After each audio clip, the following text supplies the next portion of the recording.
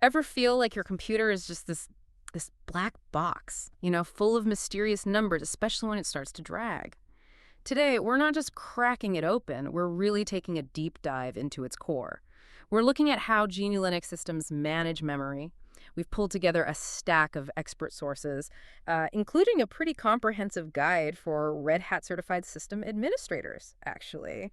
We're boiling it down to the critical insights, our mission: demystify that memory puzzle, give you the practical knowledge to understand what's really going on behind the scenes, maybe even turn that sluggish performance into something seamless. Exactly. And understanding memory management, it's not just academic, right? It's absolutely fundamental. You need it for optimizing system performance, for ensuring rock-solid stability. We'll cover, well, pretty much everything, from the basic architecture all the way to advanced troubleshooting. The goal is you walk away not just informed, but with some surprising facts, some actionable insights you can use right away. Okay, let's unpack this then. We hear RAM, hard drive all the time. But how does Linux actually manage memory across these different layers? And virtual memory, what exactly is that? Is it just a fancy term for, swapping data to the disk? Well, it's fascinating, actually, because virtual memory is much more than just swapping. It's really the OS's ingenious way of presenting this continuous larger memory space to applications, larger than the physical RAM you actually have installed. Yeah. It lets processes run, even if, the total memory they think they're using adds up to more than your physical RAM. The magic, really, it happens with the paging mechanism. The kernel moves these fixed-size blocks, usually 4 KB, called pages, between your physical RAM and the disk-based swap space. As needed, of course. And the CPU's memory management unit, the MMU, that's the hardware bit that does the heavy lifting. It translates the virtual addresses processes used into actual physical memory addresses. Super efficient. And this abstraction, it gives you crucial memory isolation, protection between processes. Ah, okay. So it's not just about getting more space, it's also about security, keeping things separate, making everything play nice. And I know Linux also divides memory into zones. Why? Like zone edma, zone normal, zone high mem. Isn't memory just like one big pool? It might seem like it should be one big pool, yeah. Mm. But these zones exist primarily for hardware compatibility and for specific kernel needs. For instance, Zone edma. That's for really old ISA devices. They can only address the first 16 megabytes of memory. And Zone high mem deals with physical memory above, say, 1 GB on 32-bit systems. Stuff the kernel couldn't otherwise directly address. It's all about making sure diverse hardware can access memory correctly, even if it means segmenting the pool a bit. Which actually brings us to memory over commit. This concept often surprises people. Linux, by default, it lets processes allocate more memory than you physically have. The kernel is basically betting that not all that allocated memory will be used at the same time. Huh. That seems like a bit of a gamble. It can be, Yeah. but it's often efficient. And this behavior, you can control it. There are kernel parameters in proc systems, specifically overcommit memory and overcommit ratio. Tuning those lets you balance that aggressive allocation for efficiency against, stricter stability needs to help prevent out-of-memory situations. Right, because you don't want the system falling over if that bet doesn't pay off. Speaking of different kinds of memory, what's the difference between anonymous memory, like a process's heap, or stack and file-backed memory, like memory-mapped files? Yeah. Why does Linux treat them differently? Okay, this distinction is absolutely critical, especially when your system is under memory pressure. Anonymous memory, think program data, stack, heap, and it has no corresponding file on disk. It's unique to that process. Yeah. So if the system needs to free up RAM, and that anonymous memory hasn't been used recently, it must be written to swap space. There's nowhere else for it to go. Okay, it has to be saved somewhere. Exactly. But file-backed memory, that's essentially a cached copy of data that already exists in a file on your disk. If the system needs that RAM back, the kernel can just discard the cached data, poof. It knows it can always just reread it from the original file later if needed. No need to write it out to slow swap space first. That's a key optimization. Avoids hitting the disk unnecessarily. Precisely. And to boost performance even further, especially for things like databases, you have transparent, huge pages, PHP. These automatically manage much larger memory blocks, typically 2 megabytes instead of the usual 4 kilobytes. Bigger blocks. Okay. How does that help?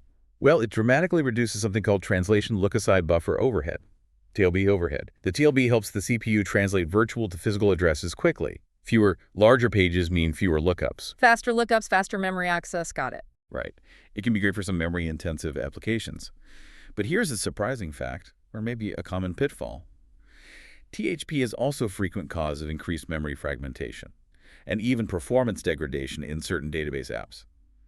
They sometimes prefer to manage their own memory. Oh, interesting. So it's not a silver bullet. You need to know when not to use it. Exactly.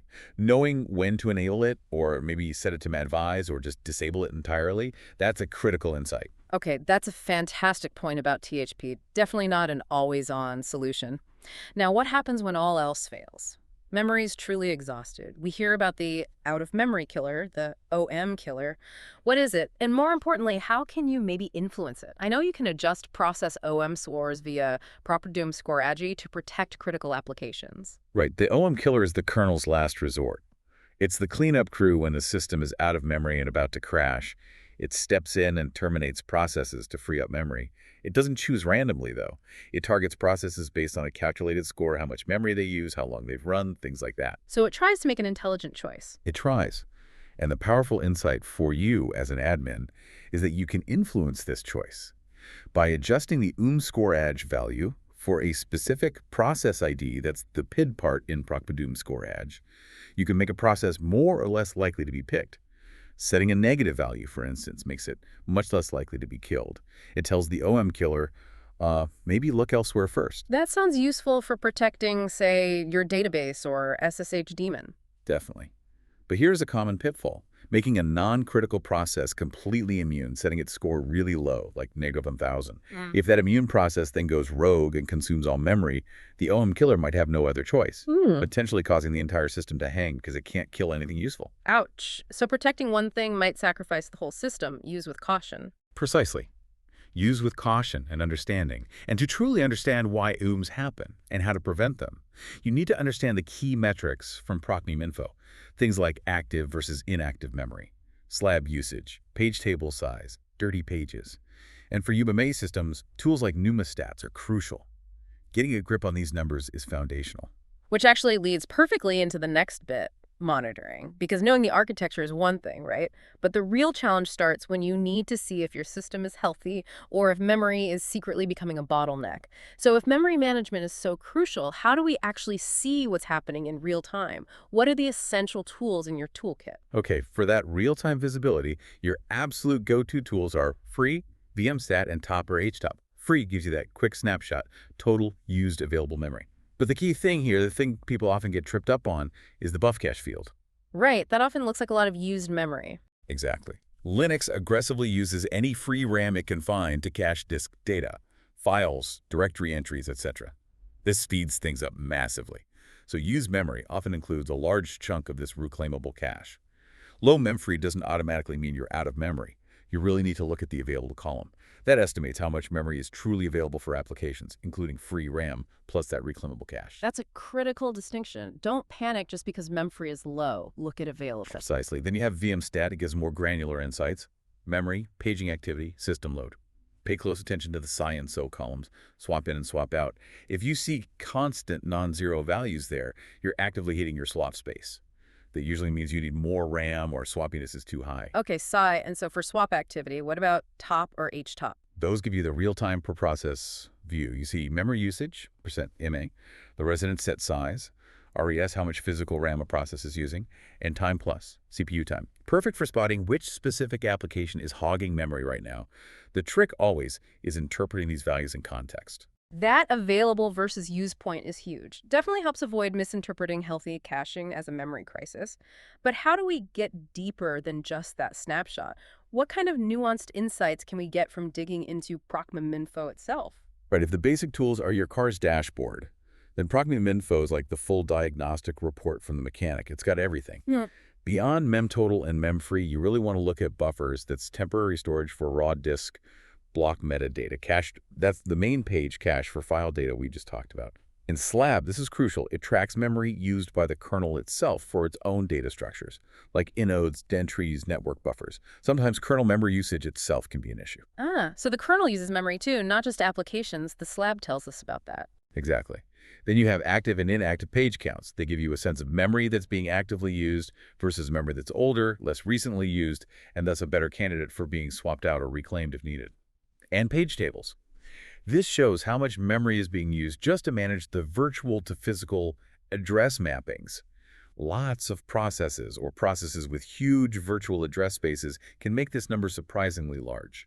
Wow, okay, so lots of detail there. How do you track this effectively? Well, looking at it once isn't that useful. You need to monitor these values over time. Mhm. Tools like SAR, specifically SAR-BISH-R, are great for logging these procmuinfo values periodically. That lets you spot trends, understand how memory usage changes with your workload, maybe see slab growing It unexpectedly. makes sense. Track the trends. Are there more advanced tools beyond these core ones? Maybe something that gives a more holistic view or helps with really granular analysis? Oh, absolutely. For a consolidated view combining memory, CPU, disk, network stats, all in one place atop, and glances are excellent. They give you much more context than running individual tools. Okay, a top and glances for the bigger picture. Right. And for really digging into how memory is used by processes, SMEM is fantastic. It can break down usage by process, by user, even by individual memory mappings within a process. Crucially, SMEM helps you understand the difference between resident set size, RSS, the actual physical memory used, and virtual memory size, VSE, which is the total virtual address space a process has reserved. Why is that distinction important? VSZ versus RSS. Because you might have a process with a huge VSE but a relatively small RSS. This could indicate an application reserving way more virtual space than it actually needs. Or it could be a sign of a subtle memory leak, where allocated virtual memory isn't being properly released, even if it's not actively filled with data in RAM yet. Right. RSS alone might not show that immediately. Got it. High VSE isn't always bad, but it's something to watch. So we've got this arsenal of diagnostic tools now. What does this all mean for proactive management? How do you use these to spot issues before they blow up into real problems? It really boils down to two things: consistent monitoring and setting proactive thresholds. You can set up simple cron jobs to regularly log the output of free or VM stat to a file. Just having that historical data lets you graph it, spot gradual increases in memory usage, or swap activity over weeks or months. Okay, basic logging for historical trends. Yep. Or use more sophisticated tools like MUN or DStat. They provide these highly customizable real-time dashboards you can keep an eye on. But the real power, I think, comes from correlating your memory metrics with your system logs. Check varlog messages or use journal d'instant. Look for timestamps that match up with spikes in memory usage or swap activity, or especially OM killer events in dmexed. Connect the dots between the numbers and the system events. Exactly. That correlation lets you link a performance issue directly back to a specific application misbehaving or a system change you made. It allows for timely intervention before users start calling or critical services fail. Makes perfect sense. Okay, let's switch gears slightly. We've mentioned swap space quite a bit, the sort of emergency reserve. How do you actually set it up properly and manage it effectively so it is that critical resource when memory pressure hits? Right, swap space, it can be implemented in a few ways. You can use a dedicated disk partition, which used to be the standard way, or you can use a swap file, which lives inside an existing file system. Yeah. Much more flexible these days. Or even an LVM logical volume, if you're using LVM. Okay, partition, file, or LVM volume. How do you prepare it? Regardless of the type, you first need to initialize it using the mkswap command. So for a partition, that might be mkswap devsdb1. For a file, you first create the file itself, maybe using dd, Right. something like dd if dev0 of swap file bs1g count 4 to make a 4GB file. Crucially, make sure the permissions on a swap file aren't world readable for security. Chapman 600 swap file, then run mkswap swap file. Okay, mkswap formats it, then what? Then you enable it using swapin. So swap on swap file or swap on devs db1, but that only enables it for the current session. For it to survive a reboot, which is obviously critical, you must add an entry to your etc. stab file. Typically it looks something like swap file none swap default 00 or devs db1 none swap default 00 that tells the system to enable it automatically at boot. Got it. mkswap, swap on, then etc. fstab for persistence. So the big question, how much swap space do you actually need? Are there clear rules, or is it always, it depends? Yes, the classic sizing question has definitely evolved over time. Yeah. Traditional advice, especially back when RAM was expensive, often suggested swap equal to your RAM size or even double, partly for systems needing hibernation support, which writes RAM contents to swap. Right, I remember those rules of thumb. Yeah, but on modern servers with, say, 32 GB, 64 GB, or even hundreds of gigs of RAM, you generally don't need an equally massive swap space. Yeah. A more pragmatic approach for most production servers now is maybe 4 GB to 8 GB to swap, maybe a bit more if you have specific needs, but often not proportional to RAM anymore. Think of it as a safety net. for unexpected memory spikes for edge cases, not as a primary memory extension. Because relying on swap heavily just kills performance, right? It just is so much slower than RAM. Exactly. Excessive swapping, constant CISO activity in VMstat. That's a clear sign you're thrashing the disk and performance is suffering. You want enough swap for stability, but you don't want to rely on it continuously. Makes sense. Use it as a buffer, not a crutch. This raises another important question. How do you fine-tune the kernel's behavior regarding swap? Make sure it's used optimally, not too aggressively or too passively. The main control knob for this is a kernel parameter called vm.swappiness. It's a value from 0 to 100. It basically tells the kernel how aggressively it should swap out those anonymous memory pages we talked about earlier compared to dropping file cache pages. Okay, 0 to 100. What do the extremes mean? A value of 0 tells the kernel, avoid swapping anonymous memory out if at all possible. Prefer dropping reclaimable file caches first. A value of 100 tells it, be very aggressive about swapping out anonymous memory. So what's a reasonable setting for a typical server? For most general-purpose servers, you'll usually want a lower value than the default, which is often 60. Something between 10 and 30 is a common recommendation. Setting swappiness to, say, 10 encourages the kernel to keep more active application data in RAM, only resorting to swap when memory pressure is more significant. This generally benefits performance for applications needing fast memory access. And there's another parameter related to cache pressure. Right, vm.vs cache pressure. It indirectly impacts swapping because it controls how strongly the kernel favors reclaiming memory use for inode and entry caches, file system metadata.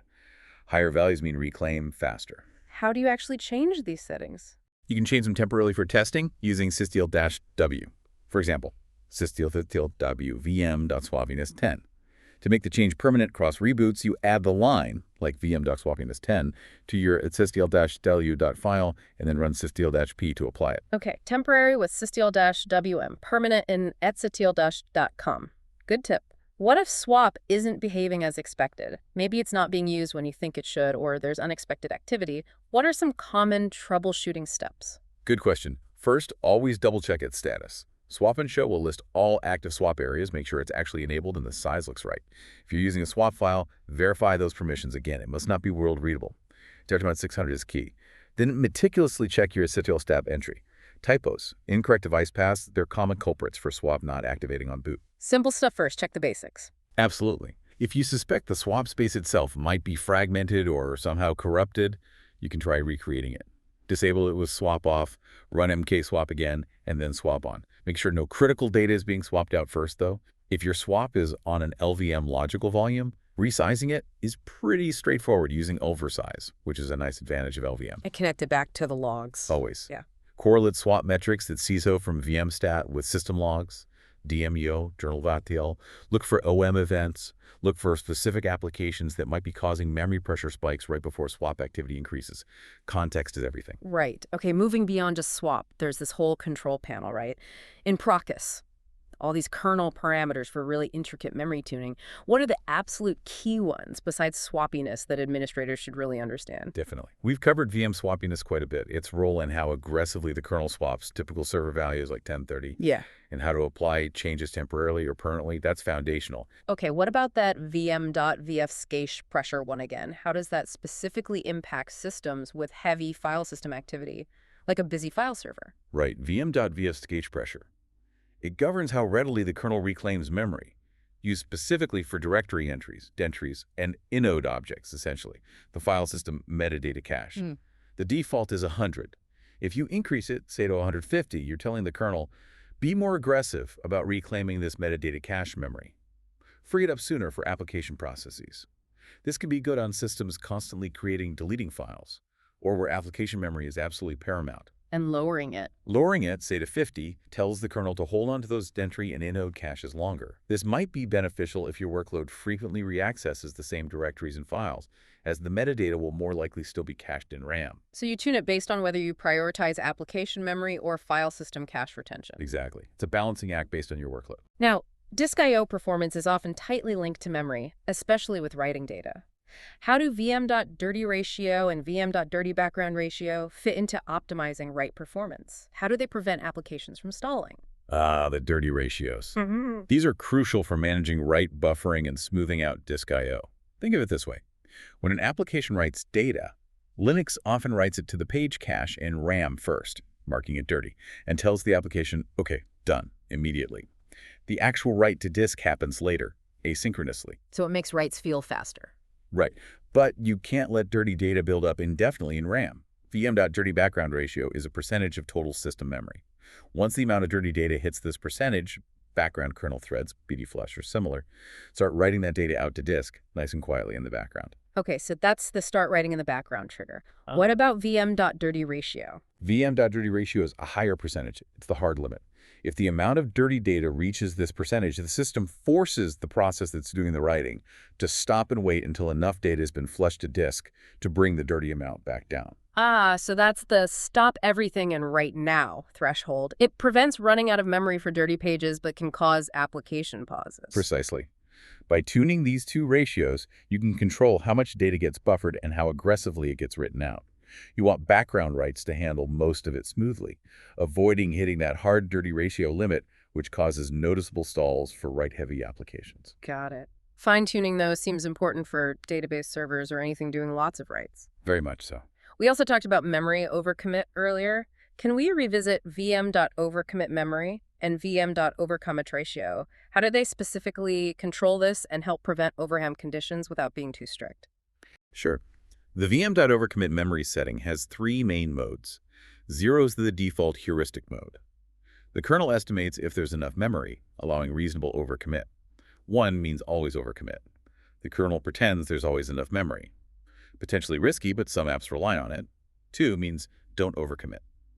The kernel strictly limits memory allocation to physical RAM, plus a portion of swap, defined by VM.overcommit ratio. So setting it to 2 is the safest option against OOMs. Generally, yes. Setting VM.overcommit memory to 2 effectively disables overcommit.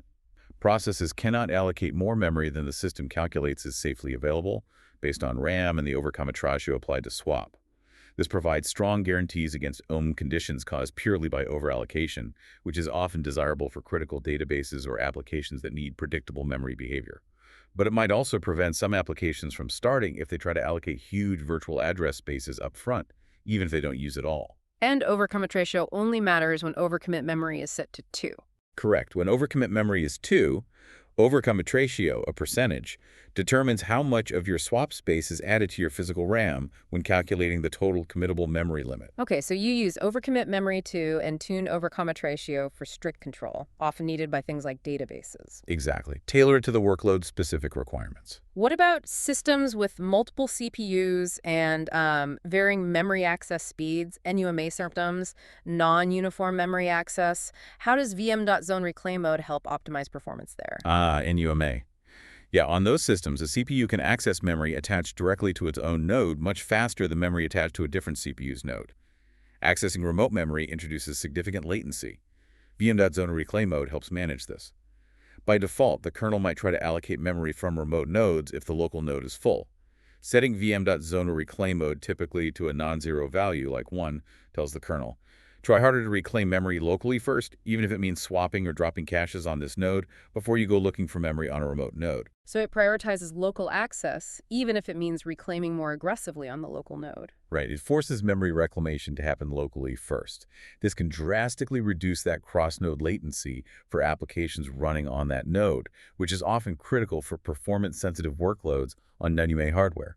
It avoids those subtle but significant performance hits from remote memory access. Makes sense. Keep it local if possible. Any other quick mentions in Proxys VM? Well, VM.minFreqBytes is important. It sets a minimum amount of memory the kernel tries to keep free for essential operations, preventing situations where the kernel itself deadlocks because it can't allocate memory. Usually you'll let the kernel auto-tune this, but it's good to know about. And VM.drop caches. We touched on this. You can echo 1, 2, or 3 to it to manually clear the page cache, dangerous to nodes, or both. But again, use this very sparingly, mainly for testing, as will cause a temporary performance hit while caches repopulate. Okay, minFreqBytes for safety, drop caches for emergencies, or test them only. So, after diving into all these knobs and dials, what's the golden rule? How do you apply these tuning changes safely without destabilizing your system? The absolute golden rule is test first. Always test changes in a non-production environment that mirrors your production setup as closely as possible. Apply the changes temporarily first using sysctl-w. Don't just blindly edit at sysctl-conf and reboot. Tests live, but temporarily. Exactly. Use 6TLW, then run your workloads, use your monitoring tools, VMstat, IOStat, application metrics, to observe the actual effect of the change. Does it improve things? Does it cause unexpected side effects? Only once you've validated the adjustment, confirmed it helps achieve your performance goals, and are confident it doesn't introduce instability, then make it permanent by adding it to exitstl.conf. Document the change, too, presumably. Oh, absolutely. But Document what you changed, why you changed it, and what the observed effect was. Think of it as a controlled experiment, step by step, not just randomly flipping switches. measure twice, cut once. Good advice. Let's talk more about caching. Linux is constantly trying to boost performance, and memory caching is one of its most impressive tricks. How exactly does it leverage that available RAM to speed things up so well seamlessly? It's really quite clever. Linux automatically and intelligently uses any RAM that isn't currently needed by active processes to cache data read from disk. This includes the actual contents of files, the page cache, directory structure, information, entries, and file metadata like permissions and timestamps, your own nodes. This cache memory isn't wasted or used up in a way that prevents applications from getting memory. It's more like Exactly. It's borrowed, put to good use. The instant an application needs more physical RAM, the kernel automatically releases the least recently used parts of this cache to satisfy the application's request. It's dynamic. You see this reflected directly in the cache field in the free command output and procmem info. And also in metrics like sReclaimable within the slab total, which specifically tracks kernel caches like entries and inodes that can be easily reclaimed. It's all about proactively avoiding slow disk I/O whenever possible. So the page cache is really central to caching file data. How does it work for both reads and writes? And how do those dirty ratios we discussed fit in again? Right, the page cache is the heart of file I/O caching. When a process reads a file, the kernel pulls blocks of that file into the page cache in RAM. If the same block is read again soon, or even a different process reads it, the kernel can just serve it directly from that super fast RAM cache, completely skipping the slow disk. Big performance win for reads. What about writes? For writes, it's often even more beneficial for perceived performance. When an application writes data, Linux typically just writes it into the page cache in RAM, marks that page as dirty, meaning it needs to be written to disk eventually, and then immediately tells the application the write is complete. Ah, so the app doesn't have to wait for the actual disk write. Correct. This write-back caching makes applications feel much more responsive. The actual writing of that dirty data to the physical disk happens asynchronously in the background, managed by the kernel based on timers and those vm.dirty_background ratio and vm.dirty ratio thresholds we talked about. They control how quickly and under what pressure that dirty data gets flushed out, balancing responsiveness with the risk of data loss if the system crashed before the flush. And how do we monitor this caching behavior? See how effective it is? Tools like vmstat, SAR, and smem are key here too. vmstat-A, for instance, shows active versus inactive memory, which includes cache pages. High active cache means your working set is likely well cached. SAR-B gives you paging statistics, including page ins, PGP gens, and page outs, PGP to gouts, which can indicate how much I/O is happening versus being served from cache. And smem, maybe with the NCBID user cache swap, can even help attribute cache memory usage back to specific processes, though caches often share. Okay, so we can see the cache size and activity. How does vm.vf gauge pressure fit back into optimizing this, especially for systems hitting the file system hard? Right. VMVF cache pressure, as we touched on, specifically tunes the kernel's willingness to reclaim the metadata part of the cache, the entries and inodes. A higher value, for kernel 150, makes the kernel reclaim this metadata cache more aggressively. This frees up memory faster, which could be good if application memory is tight, or if you have workloads creating tons of short-lived files where old metadata isn't needed. A lower value, for example 50, makes the kernel hold onto that metadata cache longer. This can be better if your workload repeatedly accesses the same files and directories, as the metadata lookups will be faster if served from RAM. Tune based on access patterns again. And the Yeah. manual cache clearing? Yeah, Echo 1 proxies VM drop caches, clears the page cache. Echo 2 clears entries and inodes. Echo 3 clears everything reclaimable. But seriously, use this extremely sparingly in production, maybe before a specific benchmark test to ensure a clean slate, but almost never as a regular solution. It forces the system to reread potentially useful data from slow disk, causing a definite noticeable performance dip immediately afterwards. It usually hurts more than it helps long term. Okay, message received. Avoid drop caches in production unless you have a very specific, tested reason. Now here's where it gets really interesting for optimization. Transparent, Huge pages, THP. How do they optimize memory management further, specifically for caching? And what's the trick to adjusting them without causing headaches? THP is fascinating. Instead of the kernel managing memory in tiny 4KB pages all the time, THP allows it to automatically group these into larger blocks, typically 2 MB huge pages for applications. Why is bigger better here? It's all about reducing the overhead of memory management itself, specifically for the translation look-aside buffer, the TLB. The TLB is that small, fast hardware cache on the CPU that stores recent virtual-to-physical address translations. If the needed translation isn't in the TLB, a TLB miss, the CPU has to do a slower lookup through the page tables in main memory. By using a single 2 MB huge page instead of 512 separate 4KB pages, you only need one TLB entry to cover that entire 2 MB region instead of potentially needing 512 entries. Fewer TLB entries needed, fewer TLB misses, faster memory access. Yeah, exactly. For applications that access large, contiguous chunks of memory, think databases, scientific computing, virtualization, this can lead to significant performance improvements by reducing that TLB pressure. So how do you control it? Is it always on? It's often enabled by default on many distros, usually in always mode, but you can control its behavior via a fifths entry. To kernel transparent through page mode, you can set it to always. Try to use THP wherever possible. Madvise, only use THP if an application explicitly requests it via the Madvise system call, or never completely disable THP. When would you want Madvise or never? We mentioned databases sometimes dislike it. Right. Some applications, particularly certain databases, perform their own fine-grained memory management and can actually suffer from THP. It can lead to increased memory fragmentation because allocating a full 2 MB block might be harder than finding scattered 4KB pages. It can also cause unexpected latency spikes during operations where the kernel is busy managing these huge page process activity. So for those specific workloads, setting THP to Madvise or never is often a recommended tuning step. How do you check the current setting and see if it's working? Just says kernel transparent page mode to see the current mode. It will show the active mode in square brackets. And tools like HugeAtom can give you statistics on huge page usage. Monitoring procmem for anon-huge pages, shmem huge pages, and file huge pages also tells you how much memory is being managed via THP.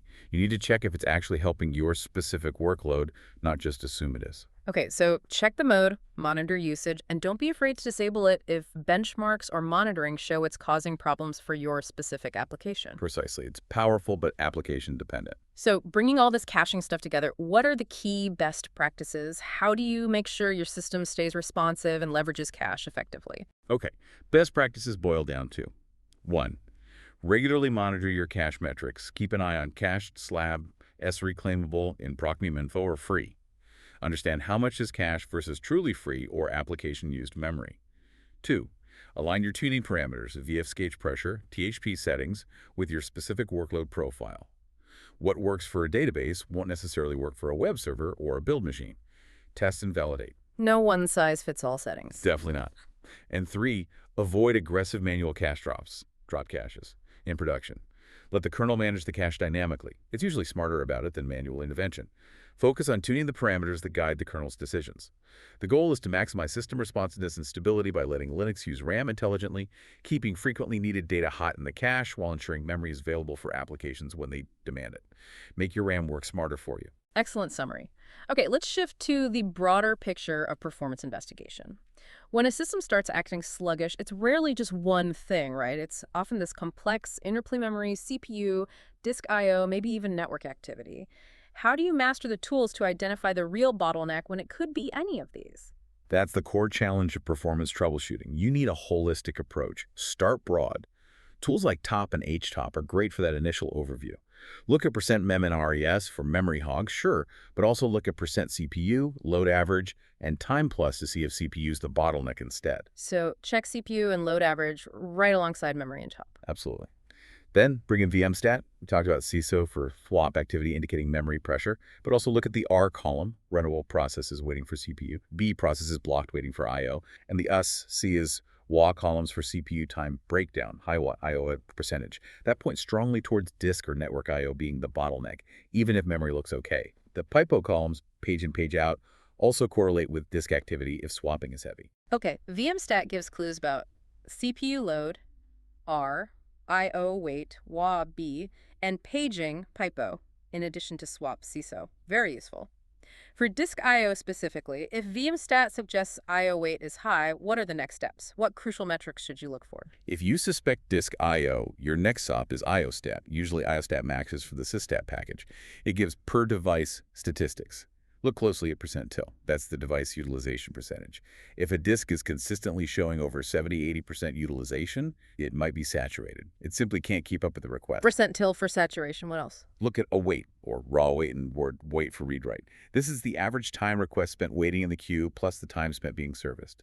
High await times are a direct indicator of I/O latency. Things are taking too long. Compare it to your storage's expected performance. Okay, await for latency. Can you see which process is causing the disk load? Yes. For that, pitstat-det-d is fantastic. It shows I/O statistics on a per-process basis. KB6, KBWRs. This helps you pinpoint exactly which application is hammering the disks. And don't forget historical data. SAR-B logs, historical I/O stats. SAR-D logs, per-device stats over time. Trends matter. Right, SAR for the historical perspective on I/O too. What about CPU bottlenecks? SAR-D bids historical CPU utilization. MSTAT breaks down CPU usage per core, useful for spotting imbalances on multi-core systems. And PIDSTAT, without det-d, shows per-process CPU usage, %S to RME system, helping identify CPU-bound applications. So TOF-TOP for real-time, VMstat for overview, IOStat, PIDSTAT, dat-day to disk, MSTAT, PIDSTAT for CPU, and SAR for history across the board. That's a solid toolkit. It covers most bases for initial investigation, yes. Are there even more advanced tools for maybe consolidating metrics or doing really deep dive diagnostics when the basics aren't enough? Oh, definitely. For consolidated dashboards that combine stats from multiple subsystems in real time, DSCAT and Daemon are very powerful and customizable. DSTAT Top Mem, for example, will show you top memory consumers alongside disk, network, and CPU stats, all updated live. Super handy.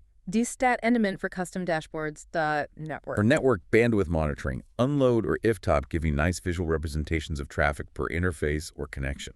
But when you need to go really deep, especially into CPU performance or kernel behavior, Perf is the tool. PerfTop is like top, but shows you which functions in applications or even inside the kernel are consuming the most CPU cycles right now. Incredibly powerful for finding unexpected hotspots. Wow, function-level CPU usage with PerfTop. Yeah.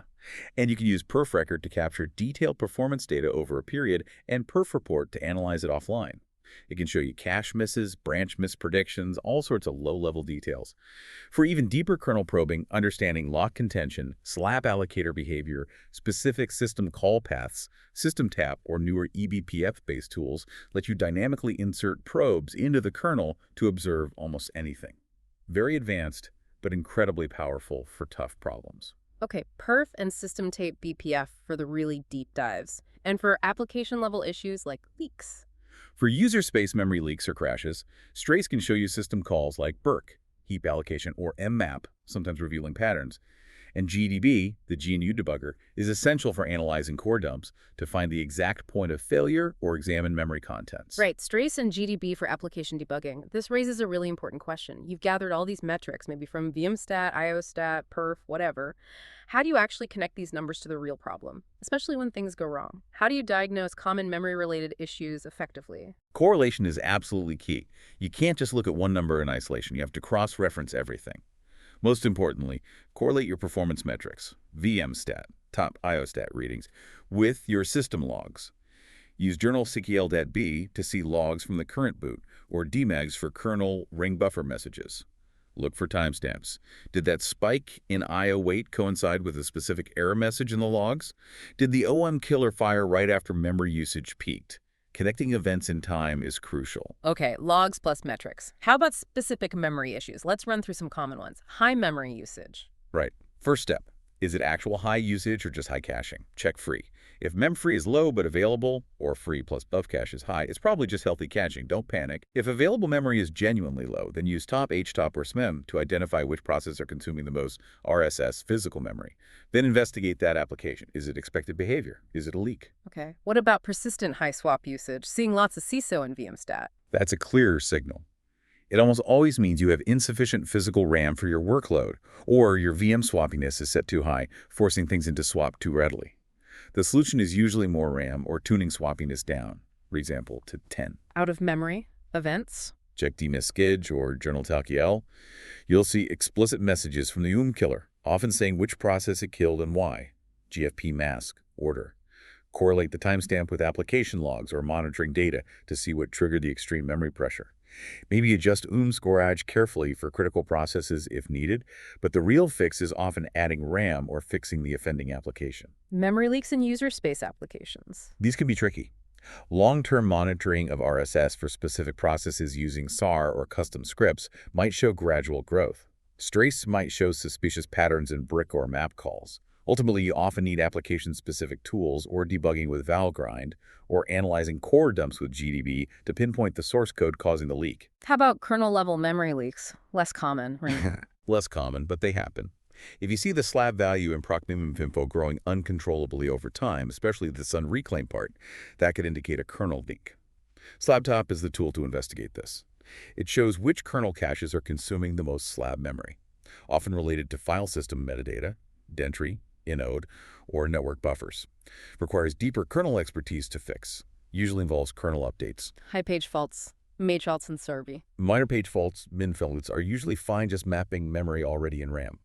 High major page faults, manage faults, mean the process is frequently accessing memory that has been swapped out to disk or needs to be read from disk files. It indicates inefficient memory access patterns or insufficient RAM forcing needed data out. Tools like perf can help identify the code causing the faults. Optimizing the application, adding RAM, or sometimes tuning THP might help. On UMA systems, check numestat high numinous counts indicate processes are accessing remote memory frequently, causing latency. Consider process pinning or adjusting VM.zone reclaim mode. Wow, okay, that's a great run-through of connecting symptoms to tools and causes. Finally, let's say you've done all this. You've monitored diligently, you've tuned parameters like swappiness and dirty ratio, you've investigated processes, checked logs, but the system still feels memory-bound or sluggish under load. When do you know it's time to stop tuning and accept it might just be a hardware limitation? That's a crucial judgment call. Yeah. If you've genuinely gone through comprehensive troubleshooting, optimized relevant kernel parameters based on testing, investigated application behavior, ruled out obvious leaks or misconfigurations, and yet you still consistently see signs of memory pressure under your normal workload, like persistent high swap usage despite low swappiness, frequent O events affecting necessary processes, or critical performance bottlenecks directly tied to memory latency or disk I/O caused by swapping paging, then it's a very strong indicator that you've simply hit the physical limits of your current hardware for the demands you're placing on it. The software tuning has reached its limits. Exactly. At that point, the most effective solution isn't likely to be finding one more obscure kernel knob to tweak. It's time to consider scaling. That could mean scaling horizontally, adding more servers to distribute the load, or scaling vertically, upgrading the existing hardware with more physical RAM, or maybe faster storage if swapping paging is the main pain point. You've exhausted the software optimization path, and now you need to invest in more physical resources to meet the workload's requirements. Makes sense. Know when to tune, but also know when tuning isn't the answer anymore. Well, we have truly taken a deep dive today into the fascinating, sometimes complex, but absolutely vital world of GNU Linux memory management. From the fundamental architecture virtual memory zones, caching all the way to the specific tools and parameters you need to monitor, configure, and troubleshoot effectively. Hopefully, you now have a much clearer picture of what's happening under the surface. Absolutely. And remember, this knowledge is most valuable when it's understood and actually applied. Memory management isn't a set-it-and-forget-it thing. It's an ongoing dance between your application's demands and the system's available resources. It really requires continuous monitoring and thoughtful, informed tuning based on what you observe. It's a skill that definitely pays dividends in stability and performance. It really does. And just consider how even small, well-informed adjustments, maybe tweaking swappiness, understanding cache behavior better, or configuring THP appropriately for your workload, can have this profound ripple effect across an entire system. It can genuinely transform sluggish performance into seamless, reliable operation. So the final thought for you listening, what aspect of your own system's memory puzzle are you most curious to explore first after this deep dive?